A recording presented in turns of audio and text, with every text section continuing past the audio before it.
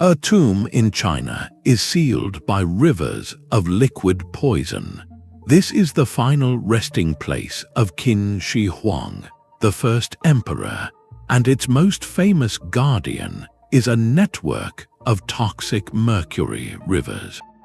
By the end of this exploration, you will understand the compelling science and profound history behind one of archaeology's greatest standoffs.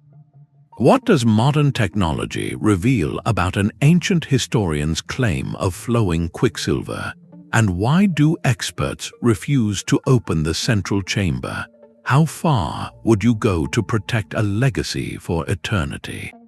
That single-minded ambition for eternal rule was forged in an era of relentless conflict. For centuries, the land we now call China was fractured into 7 rival kingdoms, locked in a brutal struggle known as the Warring States period. It was a time of constant uncertainty, where shifting alliances and battlefield betrayals were the norm, and trust was a luxury no ruler could afford. From this chaos emerged a young king of the Qin state, who would not only conquer his rivals but completely reshape the very idea of what China could be. His name was Ying Zheng, and he would become Qin Shi Huang, the first emperor. His vision was absolute unity, a single, unbreakable empire under his sole command. To achieve this, he pursued a strategy of total standardization, imposing one system of writing, one set of laws, and one type of currency across all the conquered lands. This monumental effort erased old borders and created a new, centralized identity, but it was enforced with a firm hand, breeding resentment and fear among those who clung to the old ways. The emperor himself lived surrounded by this tension, a ruler of unprecedented power who was also profoundly aware of the enemies his methods created. This duality, the architect of a unified nation and a man haunted by threats both real and imagined, became the driving force behind his most personal project. If he could not trust the living to protect his legacy, he would turn to the eternal, to the mystical, and to the elements themselves. His obsession shifted from merely ruling an empire in the present to securing his power in the afterlife, a realm he believed was just as real and just as dangerous. This fear of what came next, combined with his limitless resources, led him to fund expeditions seeking fabled elixirs of immortality and to consult mystics about the nature of the world beyond. It was within this mindset, this search for permanent solutions to mortal problems, that a particular substance captured the imperial imagination: quicksilver, or as we know it, mercury. To the emperor and his advisors, this shimmering, liquid metal was more than a curiosity. It was a symbol of transformation and permanence, a substance that seemed to defy the ordinary rules of nature, much like the eternal rain he sought. The stage was now set, not just for a tomb, but for a statement carved into the earth itself. The earth in that Shaanxi province field held a secret for over 2,000 years. In March of 1974, a group of local farmers seeking water for their crops struck something hard and unyielding with their shovels. They had uncovered not a rock, but the fragmented head of a life-sized clay soldier staring blankly up through the soil. This accidental discovery would soon reveal itself as the Terracotta Army, an archaeological sensation that forever changed our view of the first emperor's ambition. As excavations expanded, the scale of the find became almost incomprehensible. Pit after pit was uncovered, containing not just soldiers, but officers, chariots, and horses, each one individually crafted with astonishing detail, unique faces, intricate armor, even variations in hairstyles that denoted rank. This was not a symbolic monument, it was a meticulously organized subterranean military force, frozen in time, guarding the eastern approach to the emperor's distant burial mound. The sheer logistical achievement is staggering. Historians estimate the army required the labor of over 700,000 artisans and workers across decades. Think of the workshops needed to fire thousands of these massive clay figures without a single catastrophic kiln failure, the supply chains for materials, the artists who gave each warrior a distinct personality. This discovery did more than showcase ancient craftsmanship. It provided a tangible, physical blueprint of the Qin dynasty's military might and its ruthless efficiency. Suddenly, the old historical texts describing the tomb's splendor were no longer seen as fanciful exaggeration. If the outer perimeter guard was this magnificent, what did it imply about the treasure it was meant to protect? The Terracotta army, for all its glory, is now understood to be just the outermost layer of a vast funerary city, a breathtaking preview that raises an urgent and perilous question. It confirmed the emperor's obsession with eternal security, making the warnings about the tomb's interior, especially those rivers of shimmering poison, feel far more credible and far more forbidding. The discovery of the Terracotta army gave physical proof to whispers from the past, but for the most vivid picture of what lies unopened, we must turn to a voice from the centuries that followed. That voice belongs to Sima Qian, a historian of the Han Dynasty, who compiled his monumental work, The Records of the Grand Historian, roughly 100 years after the first emperor's passing.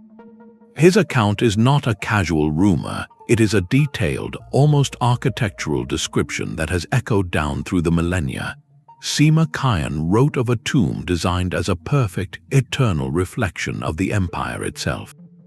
He described ceilings inlaid with pearls to map the constellations of the night sky, creating an underground cosmos for the emperor to rule. And on the floor below, he depicted the empire's geography not with carvings or paintings, but with something astonishingly dynamic, flowing rivers and vast seas crafted from shimmering, liquid mercury. This is the origin of the legend, a claim so specific and so audacious that it transforms the tomb from a simple burial chamber into a symbolic universe, a microcosm of everything Qin Shi Huang once commanded. Now we must ask, how much can we trust a historian writing long after the fact? Sima Qian is renowned for his rigorous methods and his efforts to cross-reference sources, which lends his report considerable weight.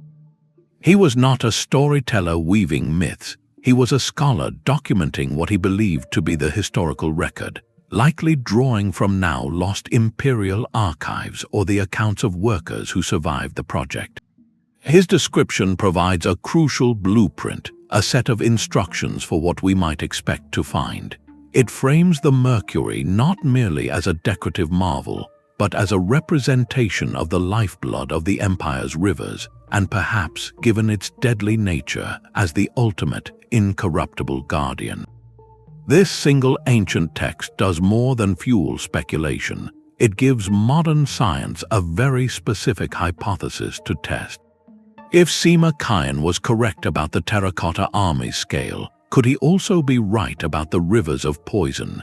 The answer to that question would not come from more digging, but from looking at the earth in an entirely new way, from the air above and the very chemistry of the soil itself. That shimmering liquid metal was far more than a decorative choice. To understand why Mercury became the centerpiece of the emperor's final defense, we must step into the worldview of his time. In ancient China, quicksilver occupied a unique space where science, mysticism, and art converged. Alchemists, those early philosophers of matter, were captivated by its paradoxical nature, a metal that behaved like a living liquid, flowing and dividing yet always coalescing back into a perfect silvery whole. They saw in it a physical manifestation of transformation and permanence, the very principles they sought to harness in their quest for elixirs of immortality. It is a profound and tragic irony that a substance believed to grant eternal life was in reality a slow and insidious poison, a fact tragically learned through its use. Beyond the laboratory, Mercury was also a cornerstone of technology and beauty. It was essential in the fire gilding process, allowing artisans to bond thin layers of gold to bronze or other metals, creating objects that shone with imperial splendor. And its most common source, the mineral cinnabar, when ground produced a brilliant, lasting vermilion pigment, the color of life and authority, used in everything from ceremonial inks to the lacquer coating the terracotta warriors. So when the Qin engineers designed the tomb's ultimate protective system, their selection was deeply intentional. Mercury was not a random, terrifying liquid, it was the logical choice. It symbolized the emperor's desired transition into an eternal state.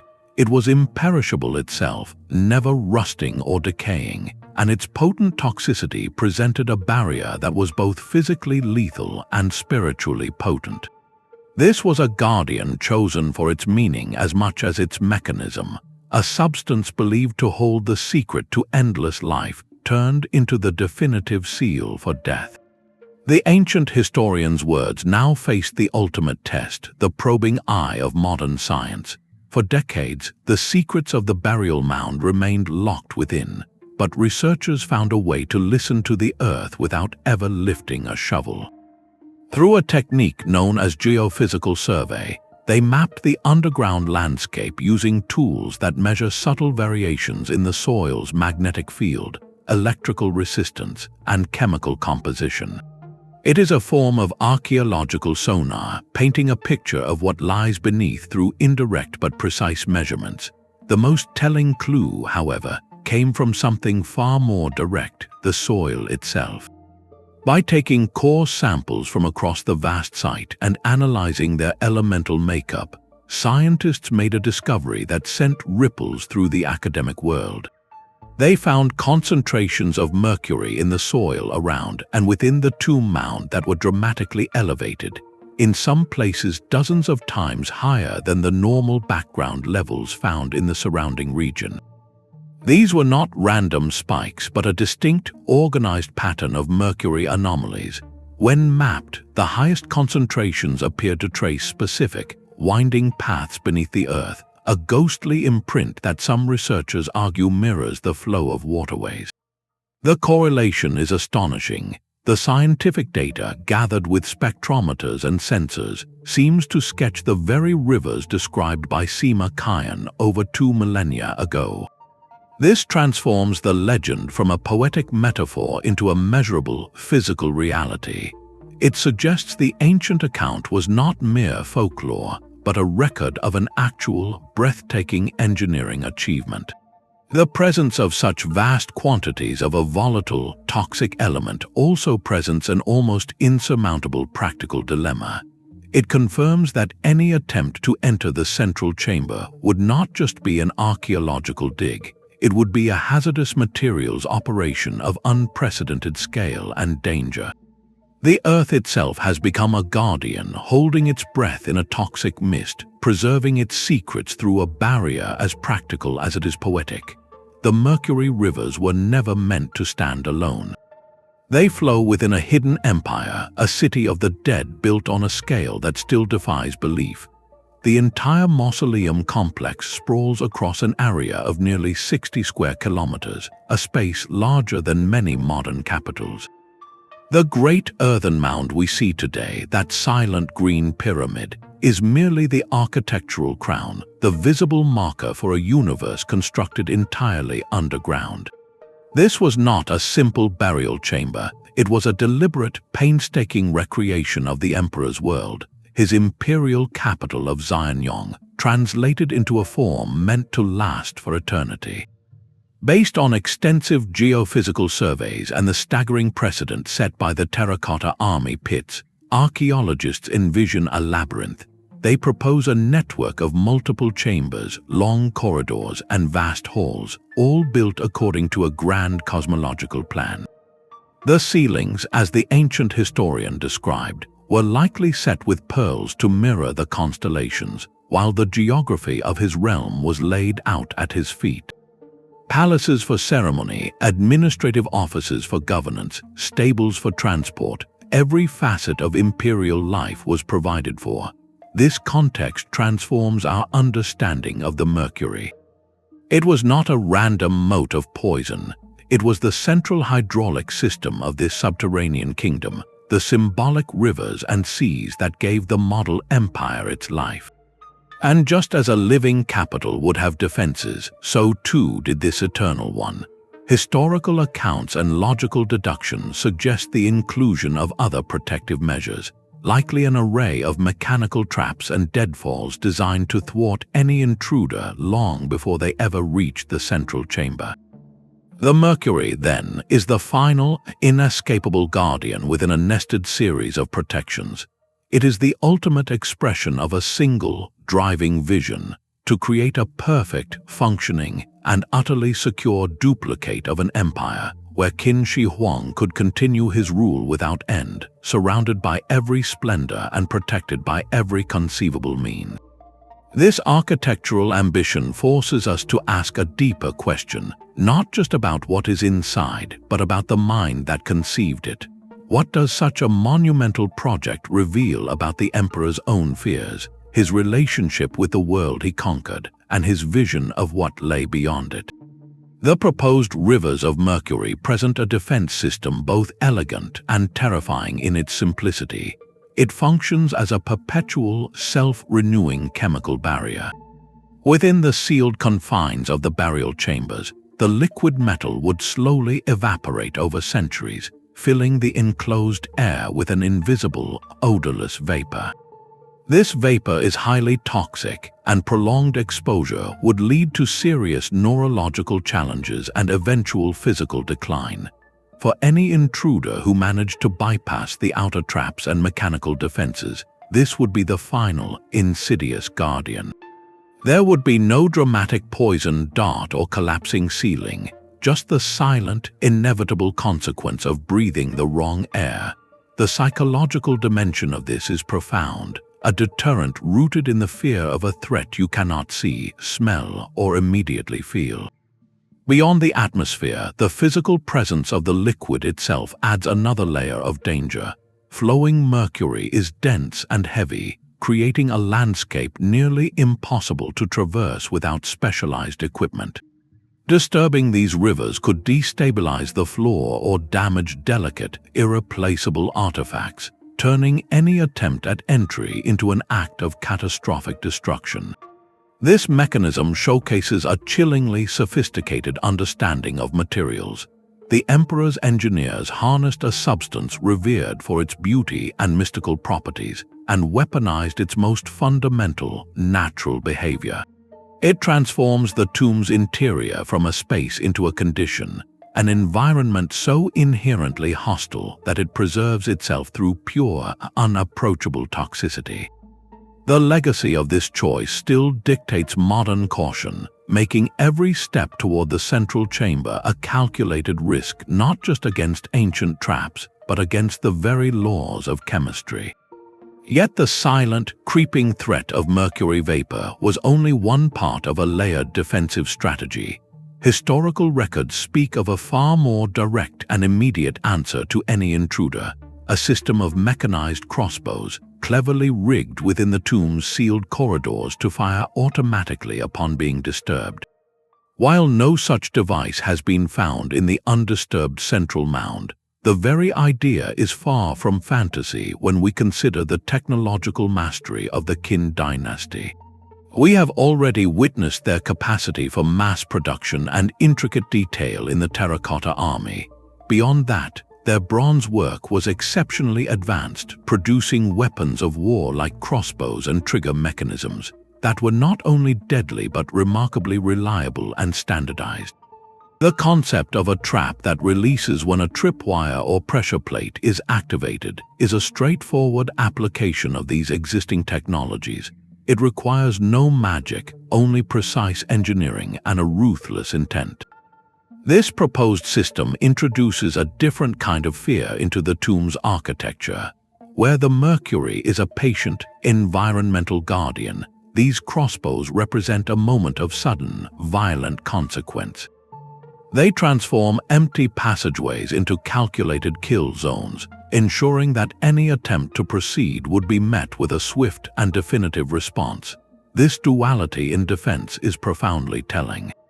It shows a mind that planned for every contingency, considering both the slow, inevitable decay of an intruder's health and the need for an instant physical interception. The tomb becomes not just a sealed chamber, but an active fortress, its dormant mechanisms waiting in the dark. This combination of mechanical and chemical warfare elevates the entire project from a grand burial into a perpetual statement of power.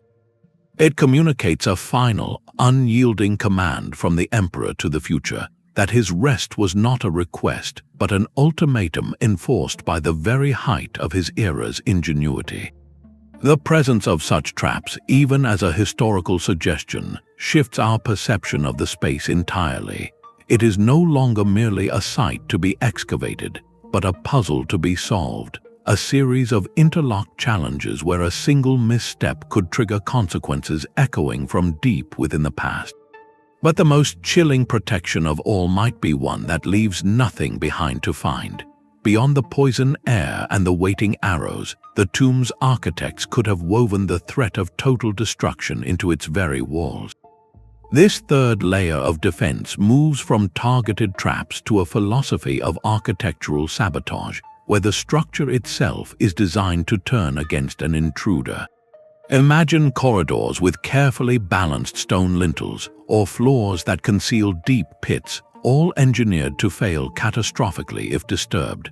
The goal here is not merely to stop a thief, but to annihilate the path they took, triggering a deliberate and irreversible collapse. Tons of earth and stone would thunder down, sealing corridors with impenetrable rubble. This is the ultimate failsafe, a final statement from the builders that some knowledge is not meant to be recovered.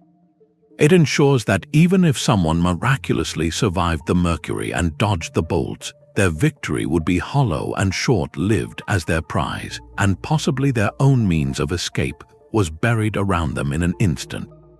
This concept transforms the tomb from a guarded vault into a sleeping giant. To touch it in the wrong way is to wake a destructive force that has been waiting in silence for millennia. It speaks to a mindset that valued permanent secrecy over all else, accepting that the greatest treasures might need to be sacrificed to preserve the sanctity of the whole. When we combine this possibility with the toxic rivers and the proposed mechanical traps, a complete, terrifying picture of deterrence emerges. Each system covers the weaknesses of the others, creating a defensive web that is environmental, immediate, and finally, absolute. The message is clear. Entry is not just forbidden, it is designed to be cosmically futile. So we are left with a monumental paradox, a site of immense historical value that its own creators made nearly impossible to safely study. This forces a profound ethical and practical question upon modern archaeologists, one that has kept the central chamber sealed for decades. How do you approach a puzzle where the act of solving it might cause its own irreversible destruction? This leaves us standing at the edge of a modern precipice, facing a question as monumental as the tomb itself. Should we open it? This is not merely a technical challenge, but one of the most profound ethical debates in the entire field of archaeology. On one side lies the promise of unimaginable knowledge, a perfectly preserved snapshot of the Qin dynasty's ultimate artistry, technology, and cosmology. It could answer countless historical questions and rewrite our understanding of an era. Yet, the risks are just as staggering. Current scientific models suggest that breaking the tomb's seal could cause a rapid, catastrophic decay of any organic materials inside silks, wooden artifacts, written texts on bamboo or lacquer, all turning to dust in moments upon contact with modern air. The potential release of highly concentrated mercury vapor presents a clear danger to any research team and the surrounding environment. Beyond the physical perils, there is the profound cultural and philosophical consideration of violating a site built with the explicit intention of eternal seclusion.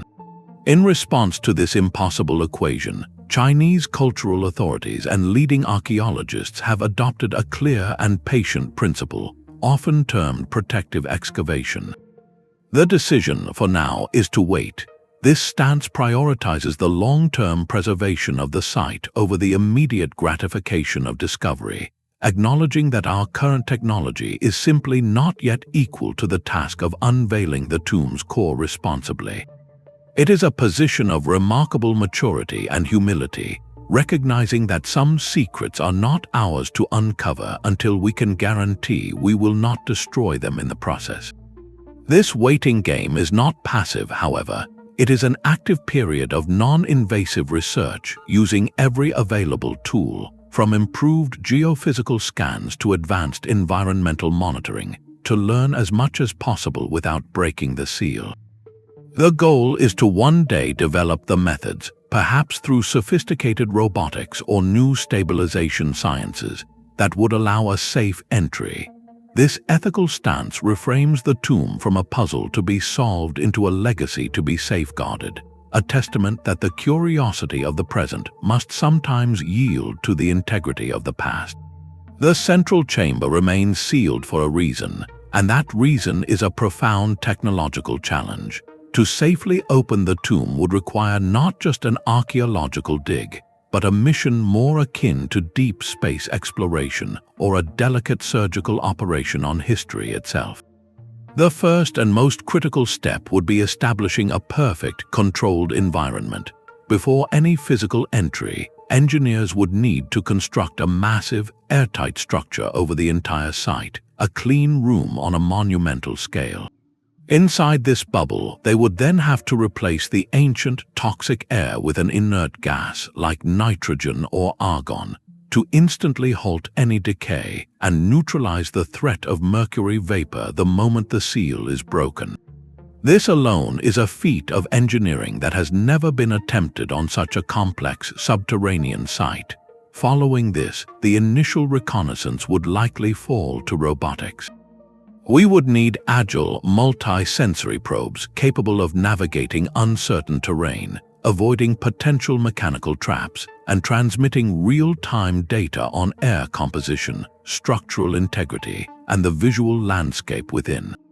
These machines would act as our eyes and hands in a place too dangerous for human presence, mapping every inch before any physical artifact is ever touched.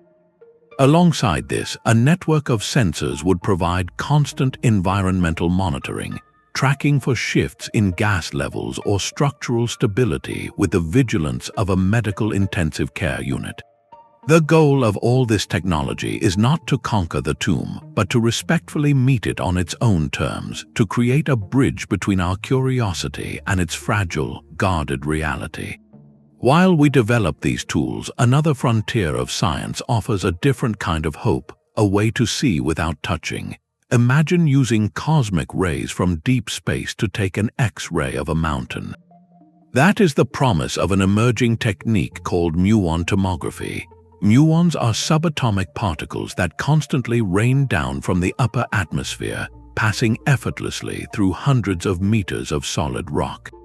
By placing sensitive detectors around the burial mound, scientists can measure how these particles are absorbed or deflected by the structures inside. Over time, this data can be assembled into a three-dimensional map of the tomb's interior chambers, corridors, and perhaps even the larger features within, like the proposed Mercury rivers. This non-invasive imaging could one day provide us with a detailed blueprint, revealing the layout and answering fundamental questions about the tomb's design long before we ever contemplate physical entry. The development of such technology represents a fascinating race not against time but for its thoughtful application. It is a testament to human ingenuity patiently aligning with the principles of preservation. This slow, careful approach offers a glimpse into a possible future where the impossible becomes a meticulously managed operation of discovery, where we might finally peer into the heart of the first emperor's legacy without causing it to vanish before our eyes. That Mercury is not a relic frozen in time. It is an active, volatile element, and the decision to open the tomb is no longer just an archaeological debate, but an environmental one with immediate human stakes. The central chamber is believed to hold an immense quantity, potentially hundreds of tons, of liquid metal sealed for millennia. If that seal were broken carelessly, the consequences could ripple far beyond the tomb's walls. The primary danger would be the rapid evaporation of this ancient reservoir, releasing concentrated mercury vapor not only into the excavation site but potentially into the surrounding atmosphere. This invisible gas could then settle into the local soil and waterways, entering the food chain and creating a persistent contamination event. The area around the mausoleum is not an isolated desert. It includes agricultural land and communities. A major release would transform a historical dig into a protracted environmental cleanup operation, the kind usually reserved for industrial accidents, requiring decades of monitoring and remediation to protect public health.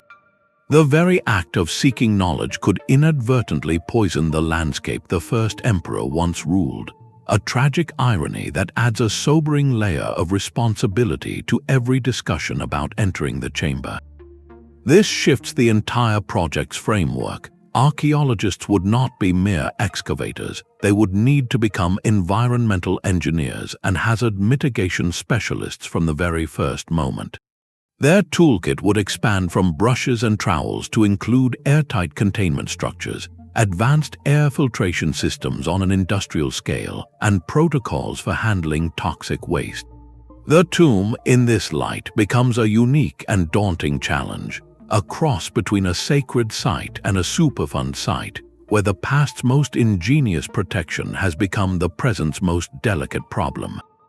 It forces a difficult equation, weighing the undeniable value of historical discovery against the potential for very real, lasting harm to both people and the environment. This modern dimension makes the patience of authorities not just a matter of cultural respect, but one of profound practical and ethical caution. The weight of this decision stretches far beyond any scientific report. To understand why the central chamber remains sealed, we must recognize that this mound of earth is not merely a tomb, it is a cornerstone of a nation's story. Qin Shi Huang's brutal unification of the warring states created the very blueprint for China as a unified civilization, a foundational narrative that resonates powerfully today. His mausoleum, therefore, is not a relic to be collected, but a sacred origin point, a physical manifestation of that momentous beginning. Its preservation is viewed not just as an archaeological best practice, but as a profound duty to cultural memory and to the generations that see their shared history reflected in its silent grandeur. This transforms the site from an object of study into a subject of reverence, existing within a living tradition that stretches back over 2 millennia. Every discussion about excavation must navigate this powerful context, where scientific curiosity meets deep-seated cultural identity. The question is no longer simply can we open it, but should we, and what does our approach say about our respect for this legacy? This places the tomb at a unique crossroads, where the tools of modern archaeology intersect with the enduring force of national consciousness. Its fate is debated not only in laboratories and academic journals, but in the collective heart of a culture that sees its own reflection in the first emperor's ambition. The patience exercised by authorities, then, is a form of cultural stewardship, acknowledging that some truths are so deeply woven into a people's identity that they demand the utmost caution and respect. This perspective invites us to see the Mercury rivers not just as a clever trap, but as part of a grand, enduring symbol. They protect more than a resting place. They guard a foundational chapter of human history, ensuring that its full unveiling, whenever it may come, is an act of understanding worthy of its significance. This impulse to guard the final resting place is a thread woven through civilizations across the globe. From the pyramids of Giza to the burial mounds of the Americas, the powerful have always sought ways to secure their legacy against the hands of time and theft. Perhaps the most famous echo of this idea is the so-called Curse of the Pharaohs, a legend that grew from the tomb of the young Egyptian king Tutankhamun. When his burial chamber was opened in the 1920s, a series of untimely passings among the expedition members fueled sensational stories of a supernatural vengeance protecting the king's slumber. These tales, whether rooted in coincidence or the power of suggestion, served as a powerful psychological deterrent, a warning whispered through the ages about disturbing sacred ground. The Mercury rivers of the first emperor serve a similar ultimate purpose, but their nature could not be more different. Where the Egyptian curse operates in the realm of belief and mystery, the Qin defense is a starkly physical, engineered reality. One is a story told to frighten, the other is a scientific fact waiting in the dark. This contrast reveals a fascinating shift in methodology. Both systems spring from the same profound human desire for eternal security, yet one leans on the fear of the unknown, while the other employs the chilling certainty of the known. The Qin approach reflects a culture with immense practical ingenuity, choosing a deterrent you can measure and detect, even from the surface, thousands of years later. It moves the concept of a tomb's protection from the supernatural into the domain of applied science and military strategy. The evidence for the Mercury is not based on legend, but on geochemical surveys and soil samples, making it a historically verifiable safeguard rather than a mythical one. This places the first emperor's tomb in a unique category. Its terror is not spectral but elemental, grounded in the immutable laws of toxicity and evaporation. It represents a culmination of this ancient impulse, realized not through incantations, but through the deliberate, awe-inspiring application of a dynasty's most advanced understanding of the material world. Yet this practical, lethal barrier holds a second, more mystical meaning. To understand why Mercury was chosen above all other substances, we must journey into the mind of the emperor and the powerful beliefs that guided his final years. Qin Shi Huang was famously consumed by a singular, driving obsession, the desire to conquer not just lands but death itself. He dispatched expeditions to faraway mythical islands, funded the work of countless mystics and alchemists, and consumed potions they promised would grant him endless life. In this world of esoteric knowledge, Mercury occupied a sacred place. Alchemists revered it as quicksilver, the living silver, a metal that defied ordinary states. It was fluid like water, yet metallic and enduring, seeming to possess a magical vitality of its own. They believed it was a fundamental ingredient in the elusive elixir of immortality, a substance that could purify the body and allow the spirit to transcend physical decay. So when the emperor commanded rivers of this shimmering liquid to flow through his tomb, he was doing more than installing a clever poison. He was attempting to create a perfect, perpetual environment of transformative energy. Imagine his intention, to literally bathe his resting place in the very essence of what was thought to grant eternal life, to be encased in a current of mystical potential. This adds a breathtaking layer of spiritual ambition to the engineering feat.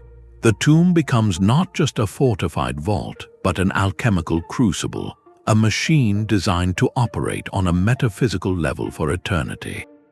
Herein lies the profound and tragic irony that defines the entire site. The element most associated with transcending mortality, sought in life with such desperate hope, was repurposed in death to become the ultimate, incorruptible sentinel. The quest for life created the perfect guardian for death. This duality transforms the Mercury from a simple hazard into a profound symbol. It represents the emperor's deepest yearning and his most pragmatic fear, fused into a single, flowing solution. The defense system is therefore both physical and philosophical, a barrier that works on the body and challenges the very soul of any who would dare to cross it. It asks us to see the tomb not merely as a challenge of archaeology, but as a monument to a human mind grappling with the greatest mystery of all, using the most advanced tools of its age to build a bridge between this world and the next. The line between the tomb's reality and its legend has always been beautifully blurred. Long before modern pop culture, the sealed mound gave rise to a garden of speculative tales, stories that sprouted from the fertile soil of the unknown. Whispers spoke of lamps with eternal flames that had burned for centuries without fuel, of automated mechanical wonders far beyond simple crossbows, and of entire landscapes crafted not from Mercury, but from jade and precious stones that glowed with an inner light. These are not historical accounts, but they are profoundly important. They represent the human imagination trying to fill a silence, to give shape to a mystery too grand to be contained by mere facts. These legends reflect a universal urge to complete the story, to envision the splendors that must logically exist behind such an formidable barrier. They transform the tomb from an archaeological site into a source of myth, a place where history and wonder collide. This tradition of storytelling has found a powerful new home in our modern era. The unopened chamber has become a staple of adventure novels, blockbuster films, and dramatic documentary specials, often amplifying the dangers into cinematic spectacles of booby traps and supernatural curses. This pop culture presence serves a vital function. It keeps the mystery crackling in the public imagination, introducing new generations to the awe of the first emperor's ambition. Yet it also carries a subtle risk. When the sensationalized version becomes the most familiar, it can quietly reshape our expectations, making the slower, more complex truths of archaeology seem less compelling by comparison. The key for any curious mind is to navigate these two streams, the river of legend and the river of evidence, without confusing their waters. We can delight in the fictional tales as celebrations of the tomb's enduring pull, while firmly anchoring our understanding in the soil samples, the geophysical surveys, and the patient work of preservation. This dual appreciation allows us to fully grasp the tomb's unique place in global culture. It is both a real, physical challenge for science and a limitless canvas for the human spirit, a reminder that some mysteries are so potent they generate their own mythology, ensuring their story is told and retold long before the final chapter is ever read. Yet all this caution circles a single, burning truth. The tomb is not just a sealed chamber, but a locked library. To open it, even conceptually, is to ask what books are on its shelves. Scholars are guided by a constellation of specific, tantalizing questions, each promising to illuminate a different facet of a lost world. At the most personal level, there is the question of the emperor himself. What is the exact state of his physical resting place? The conditions inside could offer unprecedented insight into the burial practices and preservation techniques of the Qin elite, a direct physical link to the man who shaped a continent. Then there is the architecture of the afterlife. While geophysical surveys hint at structures, an open tomb would finally reveal the full, breathtaking layout of the underground palace. Is it a perfect mirror of Xianyang with identifiable halls for administration, ceremony, and rest? Would we walk virtually through the very rooms where his eternal court was meant to convene? Perhaps the most transformative possibility lies not in gold or jade, but in written words. Historians dream of the potential discovery of libraries of bamboo slips, the paper of the ancient world. These could be administrative records, legal codes, philosophical texts, or even the emperor's own edicts, written in the standardized script he mandated. Such a find would be a direct conversation with the Qin mind, offering an unfiltered account of their governance, beliefs, and daily life that could dramatically rewrite chapters of early Chinese history. And above it all, we could finally test the poetry of Sima Qian's description against stone and mortar. Is the ceiling truly a map of the heavens, with pearls marking constellations? The verification of that single detail would tell us so much about how the Qin dynasty viewed humanity's place in the cosmos. Each of these unknowns represents a potential revolution, a chance to replace scholarly speculation with definitive evidence. This sealed mound is more than a tomb. It is a moment frozen in amber, a perfectly preserved capsule holding the direct, unmediated evidence of an emperor's worldview, his empire's staggering wealth, and the pinnacle of its technological artistry. It stands as perhaps the most significant untapped historical archive on the planet, a silent interlocutor waiting for the day we learn its language well enough to ask our questions without destroying the answers. The unearthing of the Terracotta army in 1974 was not just an archaeological event, it was a political moment. The discovery arrived during the latter stages of China's Cultural Revolution, a period of profound social upheaval that often rejected the old in favor of the new. Yet here was a stunning relic of imperial China, a symbol of the very feudal past that was being criticized. The state's response was telling. Rather than downplay the find, it quickly mobilized resources to protect and study it, recognizing its immense value. This marked a subtle but significant shift, an early signal of a changing relationship with the nation's deep history. The clay warriors were reframed not as emblems of oppression, but as testaments to ancient Chinese ingenuity and artistic achievement, a source of national pride that could be embraced. This careful narrative management set a precedent that continues to this day. The entire mausoleum complex, now a UNESCO World Heritage Site, functions as a powerful symbol on multiple levels. For domestic audiences, it is a tangible link to a foundational era, a physical proof of China's long and continuous civilization.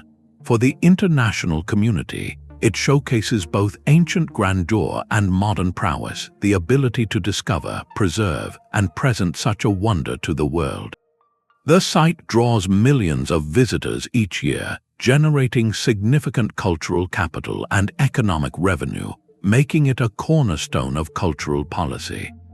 This context means that any decision regarding the central tomb is far more than a scientific one. It is a high-stakes political calculation, balancing the desires of the global academic community against considerations of national prestige, tourism stability, and the messaging of cultural stewardship. To open the chamber would be a monumental act of confidence, demonstrating a belief that current technology can fully protect and interpret this ultimate treasure. To keep it sealed is a statement of supreme patience and responsibility, prioritizing permanence over spectacle. Every radar scan, every environmental study is conducted under this dual spotlight, serving both the quest for knowledge and the needs of the present. This reveals a fundamental truth about sites of such magnitude. They are never truly buried in the past, but are active participants in the present, their stories continually rewritten by the priorities of the era that holds their keys. The silent mound, guarded by its poison rivers, is as much a document of contemporary values and ambitions as it is a relic of Qin Shi Huang's own. That ongoing battle for preservation is a story written in fading color. When the first terracotta warriors were lifted from the earth, archaeologists witnessed a heartbreaking transformation. The vibrant pigments that had survived for over 2,000 years in the dark, stable soil began to curl and flake away before their eyes, vanishing in a matter of minutes upon contact with the modern atmosphere. This was not a slow decay, but a rapid, almost violent loss, as the ancient lacquer binding the paint to the clay contracted and shattered in the new humidity and light. Each warrior emerged not as a finished statue, but as a fragile time capsule on the brink of disintegration. The race was on from that very first moment, a race to understand and halt a process that had been triggered the instant their protective tomb of earth was breached. This immediate crisis with the outer army provides the most critical, sobering clue about what likely awaits inside the central mound. If the guardians in the perimeter suffered this much, what fate would meet the far more delicate, organic treasures believed to be sealed with the emperor himself? The preservation challenge for the tomb's core is not just greater, it is of an entirely different, more perilous order. The warriors are fired clay, an incredibly durable ceramic. Yet their painted surfaces proved exquisitely vulnerable. Inside the main chamber, experts anticipate materials that are fragile by their very nature: silks, lacquered wood, written texts on bamboo or silk, and perhaps even other organic remains. These items would have persisted in a perfectly sealed microclimate, a world in stasis. Opening that environment would be like lifting the lid on a jar that has been closed for millennia, exposing everything within to a shock of new air, new temperatures, and new light, a shock from which recovery would be impossible. The techniques developed to save the warriors, therefore, are not just solutions, they are urgent lessons. Scientists have spent decades perfecting methods to stabilize the remaining pigments, using precise humidity control and chemical consolidants to essentially glue the ancient paint back onto the clay.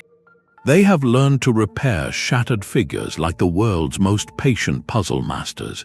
But all these techniques are reactive. They manage damage that has already begun. For the central tomb, the goal would have to be proactive, to prevent the damage from ever starting. This would require creating an entire artificial environment before the first seal is broken, a task of staggering complexity that makes the careful work on the Terracotta army look like a straightforward rehearsal. The fading of those painted soldiers is a silent, powerful warning, a testament to the fact that sometimes the very act of looking can make the object of our curiosity disappear forever. The silent guardians have become economic engines. Each year, millions of visitors from across the globe journey to Shaanxi province, not just to see an archaeological site, but to stand in the presence of one of humanity's great wonders. The Terracotta army and the enigmatic burial mound form the heart of a vast cultural tourism industry, generating substantial revenue and supporting countless local livelihoods. This creates a fascinating modern dynamic where the ancient past directly fuels the prosperity of the present. The site's magnetic pull relies not only on what has been revealed, but powerfully on what remains hidden. The central tomb's sealed state is itself a key part of the attraction, a permanent question mark that invites speculation and ensures the story never feels fully complete. Imagine if the mystery were solved tomorrow, if every chamber were mapped and every artifact displayed. While initially causing a worldwide sensation, the long-term effect might paradoxically diminish the site's enduring appeal. The unknown has a powerful staying power, a narrative engine that keeps people coming back year after year, as new technologies offer fresh glimpses without providing final answers. The current approach of protective study and partial display creates a sustainable model. It allows for ongoing scientific discovery, which in turn generates new exhibits and renewed media interest, while the core mystery remains intact to inspire future generations. This economic reality adds a very practical layer to the ethical debate about excavation. It demonstrates that preservation and public engagement are not opposing forces, but can work in concert. The choice to wait is also a choice to maintain a legacy that continues to educate, inspire, and support a community, proving that some treasures hold their value most profoundly when they are cared for, rather than merely consumed. The quest to understand this sealed world has never been a solitary one. From the earliest geophysical surveys to the latest conservation techniques, the effort has been a truly international collaboration, a meeting of minds from across the globe drawn to a single, monumental puzzle. When Chinese researchers first detected those startling Mercury anomalies in the soil, they shared their data and methodologies with geochemists from Europe and North America, who helped refine the analysis and confirm the startling scale of the findings.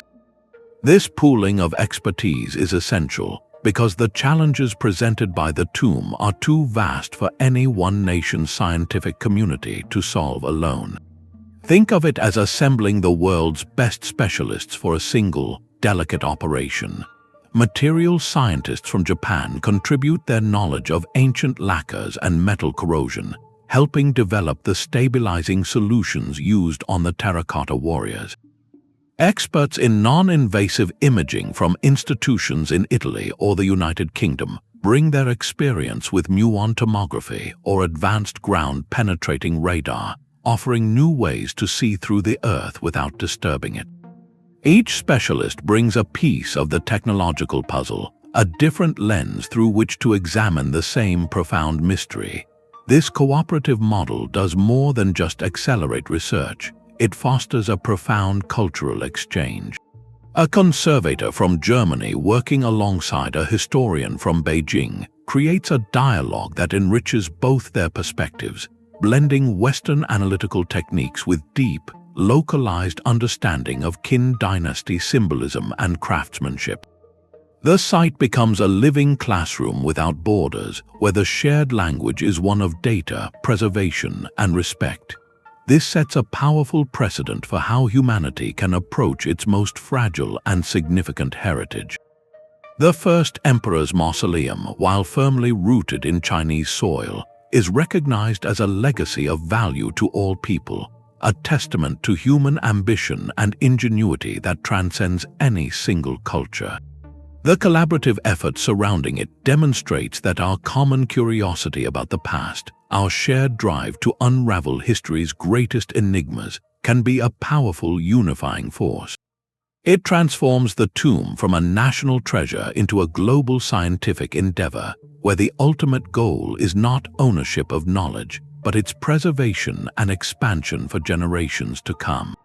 The tomb's true power lies not in its traps but in its symbolism. Every element within that sealed universe was a deliberate, magical act of creation. The flowing Mercury was far more than a toxic moat. It was a sacred cartography representing the life-giving arteries of the empire, the Yellow and Yangtze rivers. The pearls set into the ceiling were not just glittering ornaments, they were a frozen night sky, a map of the heavens.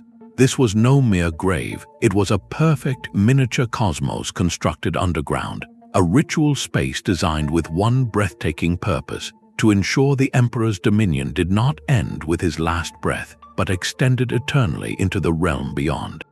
In this view, the entire structure becomes a permanent engine for his spirit, a machine built from symbolism and belief. The rivers of Quicksilver, then, transform from a simple chemical barrier into a geographical and spiritual anchor. They were the symbolic lifeblood of his micro-empire, ensuring that the world he ruled in life continued to flow and function around him in death. This intertwining of protection and cosmic representation reveals the profound spiritual mechanics of the Qin court's vision. Security was not just about bolts and poison. It was about maintaining the correct cosmic order, a perfect harmony that would sustain the emperor's power forever. The tomb, therefore, stands as one of history's most ambitious attempts to build a bridge between the mortal and the eternal, using architecture as incantation and geography as a prayer carved into the earth itself. This breathtaking vision of eternity was built on a foundation of immense and silent sacrifice. Behind every stone laid and every river of mercury poured, there were thousands of hands, each belonging to a person whose story is largely lost to history. The human dimension of the mausoleum's construction is perhaps its most sobering chapter.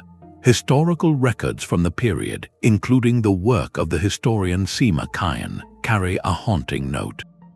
They suggest that upon the project's completion, the artisans, engineers, and laborers who possessed intimate knowledge of the tomb's layout and its deadly mechanisms were not simply sent home. To ensure the absolute and permanent secrecy of the emperor's resting place, these individuals were reportedly sealed within the complex itself. This practice, while a chilling concept to modern minds, was not unprecedented for the most sensitive imperial projects of the ancient world. It was the final, brutal step in a logic of total security, treating human knowledge as the ultimate vulnerability to be eliminated.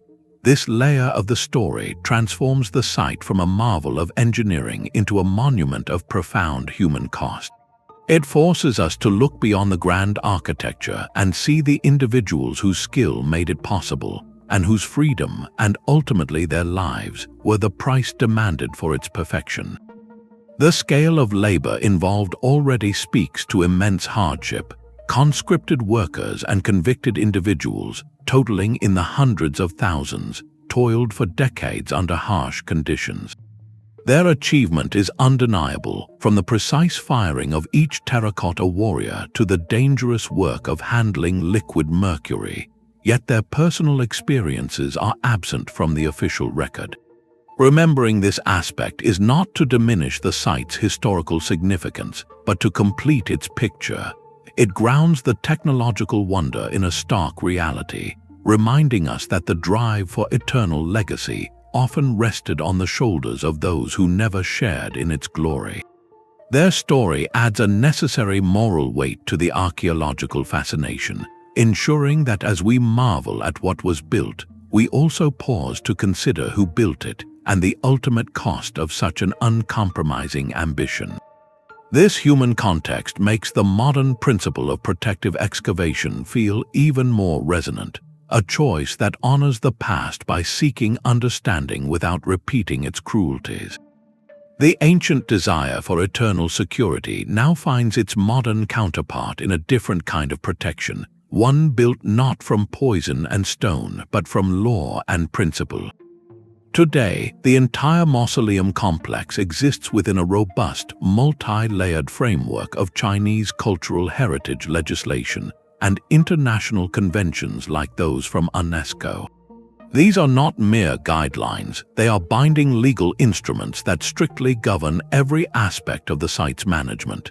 Any proposed archaeological activity must pass through rigorous review processes that prioritize non-invasive research and mandate in situ preservation, meaning the object is studied and protected exactly where it was found. This legal scaffolding is the concrete mechanism that enforces the current moratorium on excavating the central mound. It transforms a philosophical ideal of stewardship into enforceable policy, ensuring that this irreplaceable inheritance from the past is managed with responsibility toward future generations. This represents a profound shift in human perspective. Where the first emperor sought to protect his legacy through secrecy and lethal force, modern society seeks to protect the same legacy through transparency, science, and law. The site is no longer an object of potential plunder or even just academic curiosity. It is a protected trust. It is governed by principles of conservation and public benefit that simply did not exist when the tomb was first sealed.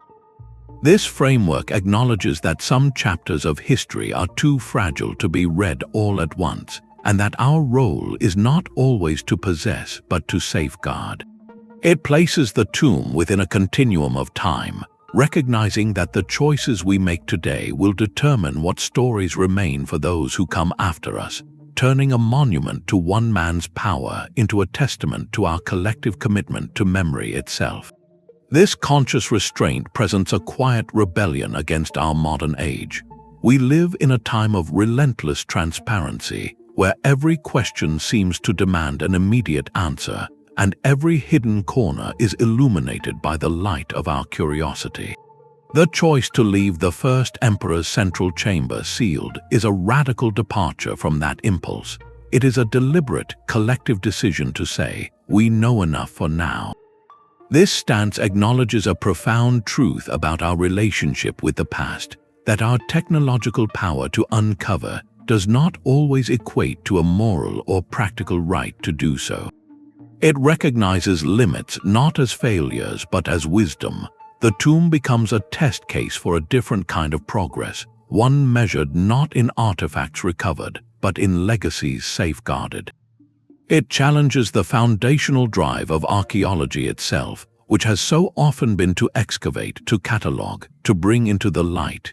Here, the greatest contribution may be the act of holding back, of allowing the earth to keep its covenant with the emperor for a little while longer. This creates a unique and powerful space where legend and evidence are not in conflict, but in a continuous, enriching dialogue. The scientific data from soil samples confirms the ancient text, and the ancient text gives meaning to the scientific data, yet the core mystery remains intact, fueling both rigorous study and boundless wonder. It allows us to have both the concrete reality of the Terracotta army and the tantalizing possibility of the Mercury rivers, a complete story that is still being written. In this unresolved state, the tomb teaches us that some questions are more valuable than their answers because they keep us looking, thinking, and imagining. They remind us that history is not a puzzle to be solved and set aside, but a conversation across time, one that requires us to listen as much as we speak. The ultimate act of respect for this chapter of the human story may not be to unveil it, but to protect the conditions that allow its full meaning, in all its complexity and contradiction, to endure for the audiences of the future. The story of the first emperor's tomb is ultimately a story about time itself. From a young king's ambition to unify a fractured land, to the silent, toxic rivers that have guarded his final project for over 2 millennia, this site stands as one of history's most profound and cautionary tales. We have traced a path from ancient historical accounts to the startling confirmation of modern geochemistry, from the ethical dilemmas of preservation to the deep cultural currents that shape its meaning today. This is not merely an archaeological site, it is a nexus where human fear, ingenuity, and the desire for eternity collide. The Mercury rivers are more than a clever trap, they are a lasting symbol of that collision, representing a drive to protect a legacy so fiercely that even the most dangerous elements were enlisted in its service. They remind us that the past often guards its most valuable secrets with the tools it understood best, whether those tools were mystical beliefs, military engineering, or the raw, potent forces of the natural world. As our own technology continues its quiet advance, developing new ways to see without touching and to stabilize without disturbing, a future may arrive where we can finally meet this challenge without causing its destruction. But that day is not yet here, and in this waiting there is its own kind of wisdom. The unopened mound, resting under its blanket of earth and legend, serves as a monumental lesson in restraint. It teaches us that some mysteries hold their power precisely because they remain unresolved, inviting continuous inquiry while commanding profound respect. It proves that the past can still set the terms of engagement, that awe and caution are not opposites but essential partners in understanding where we come from. So we leave this story not with a final answer, but with an open question, one that speaks to our own values as much as it does to ancient history. When faced with a treasure so perilous, where the pursuit of knowledge risks the very object of that pursuit, what is the right path forward? Is our greatest duty to reveal or to preserve? We would love to hear your perspective on this enduring puzzle. Share your thoughts in the comments below. And if you found this journey through one of history's greatest enigmas compelling, subscribe to join us as we continue exploring the mysteries that shape our world.